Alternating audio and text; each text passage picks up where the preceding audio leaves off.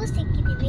ಯಾಕಂದರೆ ನಂದು ಎಕ್ಸಾಮ್ಸ್ ನಡೀತಿತ್ತು, ಓದ್ಕೋಬೇಕು ಮತ್ತು ನೀವು ವ್ಲಾಗ್ ಮಾಡಬೇಕು, ಓದ್ಕೋಬೇಕು, ವ್ಲಾಗ್ ಮಾಡಬೇಕು, ಕಷ್ಟ ಆಗುತ್ತೆ.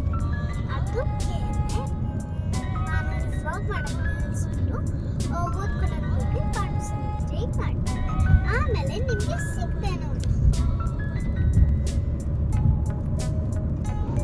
ಪಪ್ಪ ಸಡನ್ ಆಗಿ ಪ್ಲಾನ್ ಮಾಡಿಬಿಟ್ರು. ಅದಕ್ಕೆ ನಾವು ಹೊರಟ್ವಿ ಮಂತ್ರಾಲಯಕ್ಕೆ. ಅರ್ಧ ಗಂಟೆ ಬೇಕು ಪ್ಯಾಕಿಂಗ್ ಮಾಡ್ಕೊಂಡು. ಅದಕ್ಕೆ ಮಂತ್ರಾಲಯಕ್ಕೆ ಹೊರಟ್ವಿ.